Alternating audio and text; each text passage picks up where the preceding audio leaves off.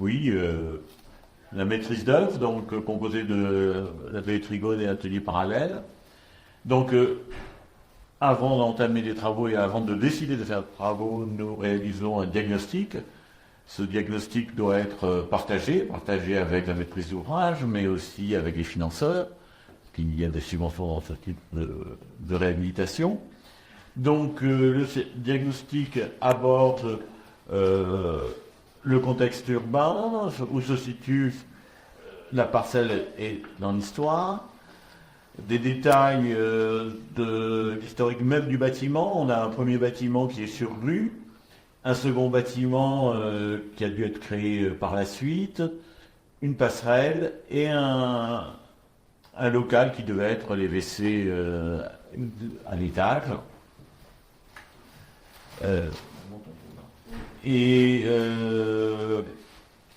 Donc comporte également une synthèse du secteur sauvegardé, savoir si on est à cheveux pleines ou pas, avec des taches jaunes ou pas. Donc le plan de sauvegarde impose un certain nombre de choses. Analyse de la structure, bien entendu, quels sont les éléments qu'il faut changer, conforter. Une analyse également pour le secours des personnes, qui est très important. Donc vous voyez le camion pompier qui figure là au rez-de-chaussée. Le camion pompier peut être présent et les personnes peuvent sortir, au même titre qu'elles peuvent sortir au niveau de l'impasse. Par contre, grosse difficulté, dans les combles, où il n'était pas possible de sortir, le camion ne pouvant pas sauver le dernier étage. Nous avons également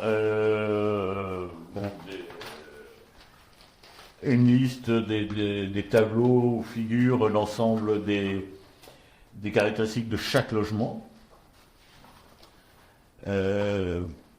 Donc voilà, et puis des photos qui illustrent un peu les propos. Également, en parallèle, mais sont réalisés les plans de l'ensemble du bâtiment. Et vous aurez ces documents-là sur une icône à phare. Les coupes, oui. Vous avez des coupes qui sont un élément de compréhension essentiel sur ce type de bâti, où on a plusieurs coupes successives, et en fait, en réalisant les coupes de ces éléments, on est en présence de plusieurs bâtiments, et non pas d'un seul, comme ce qu'on aurait pu jouer au début. Et vous voyez entouré en rouge, là, le logement qui n'était pas secourable. C'est-à-dire que la personne qui est là crie, personne ne sait d'où vient le cri dans la rue, et les pompiers ne peuvent pas accéder là. Donc le diagnostic qu'il fait, donc il est vraiment global.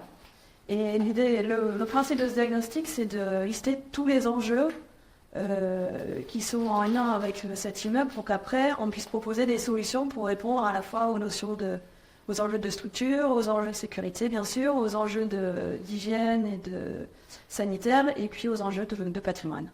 C'est le diagnostic qui va nous permettre de pouvoir ensuite travailler sur le projet. Sur le projet qui devra aussi prendre en compte le côté financier.